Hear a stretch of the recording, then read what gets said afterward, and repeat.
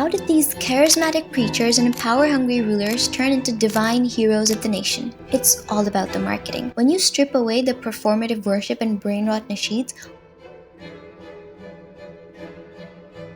what you're left with is a mix of nationalism, branding, and charities to launder money. Saints are influencers, but instead of selling their bodies like all the other respectable people, they sell salvation. जब आप state को मजहब बोलना शुरू कर दोगे तो state को क्रिटिसाइज करना गुस्ताखी बन जाता है. The entire Islamic model of the government is built on the public having the power to hold leaders accountable. You think the army didn't cherry pick from Islam? आप खड़े होकर आसिम मुनीर या बाजवा को बोल सकते हो कि जो कुर्ता तुम पहने हो वो कहाँ से आया? It sounds laughable, doesn't it? Isn't that what the true Islamic doctrine is about? Kahan hai mera right to question my leader? When religion and state merged, they didn't just create law, they created sin. Questioning authority, that's blasphemy. Disagreeing with the doctrine, are you a Yehudi sazish? Trying to revolt against your unjust leader? Kufr. Obey the state became obey God, which sounds a lot less like spirituality and a lot more like North Korea with an agarbatti. So maybe the saints were just cult leaders who got lucky with history. Maybe they were just charismatic dudes with daddy issues and a flair for performance art. Or maybe, just maybe, they were the first ones to realize that if you give people a story to die for, they'll stop asking why they're living in a prison. Mazhab इंसान को इंसान बनाता है, मगर हमने मजहब को एक दुकान बना दिया है. They use it to control you, give you झूठे दिलासे of sabr and predestined risk, ताकि तुम ये realize ना करो कि वो तुम्हारा हक खा रहे हैं. तुम ये ना देखो कहीं कि उन्हें खुद नमाज तक पढ़नी नहीं आती. Carl Jung said, in this broad belt of unconsciousness which is immune to conscious criticism and control, we stand defenseless, open to all kinds of influences and psychic infections. As with all dangers, we can guard against the risk of psychic infection only when we know what is attacking us and how, where, and when the attack will come. The thing you're not even aware of is the real danger. Recognize your enemy. It's not about Imran Khan or Nawaz Sharif or Musharraf. It's a class war. Every year, the same outrage cycle repeats. The Aurat March rolls around and suddenly everyone's a political theorist, debating banners like they're sacred texts. This isn't a coincidence. It's a strategy.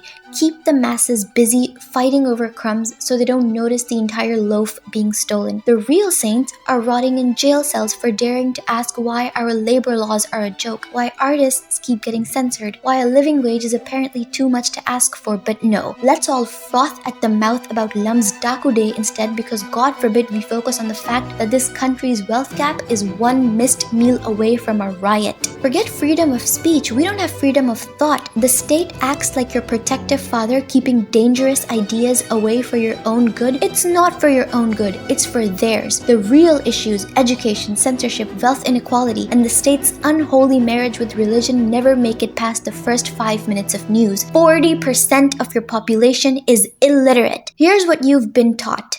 Socialism is when the government does stuff.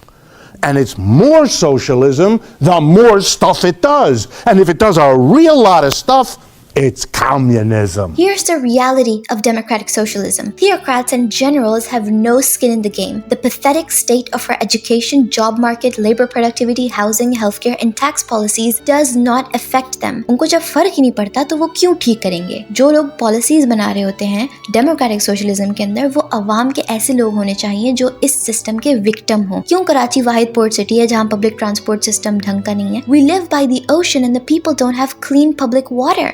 Collective ownership of natural resources is literally there in Islam. Hadith Abu Dawud 3477 says, the people are partners in 3 things: water, grass, and fire or energy. Oh no, is Islam communist? Isn't Islam stating that essential resources should not be privatized? Nestle में ऐसे लोग बैठे हैं जो पानी को human right नहीं समझते. आपको लगता है अगर जरदारी के बच्चों को सिंध का एजुकेशन सेक्टर अफेक्ट कर रहा होता तो वो उसको ऐसे रखता? आपको लगता है कि अगर वो प्राइवेट सिक्योरिटी गार्ड ना रख सकता होता तो हमारे पुलिस इंस्टीट्यूशन का ये हाल होता? अगर मेरे घर पे चोर आ जाए तो मैं पुलिस को कॉल थोड़ी करूंगी, मैं शोर मचाऊंगी ताकि लोग आके मदद कर सकें.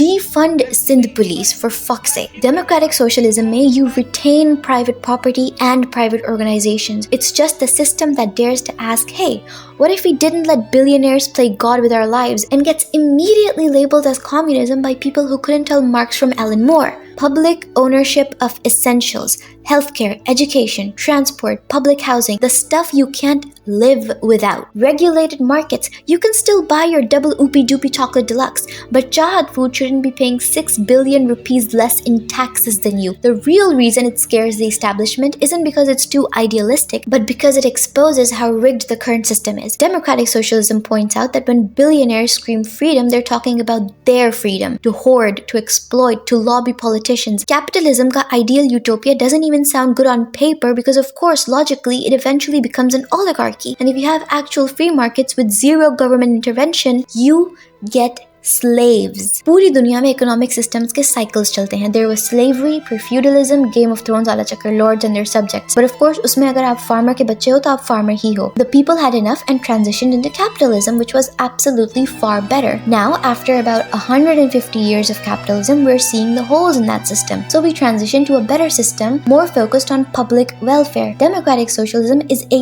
welfare society. Pakistan feudalism और वडेरों से बाहर नहीं निकला. Capitalism घंटा आएगा हमारे पास. This isn't spirituality, it's a con, and like every con, it needs you to be desperate enough to buy what they're selling. Salvation, nationalism, a distraction from the fact that the state doesn't care if you starve as long as you starve quietly.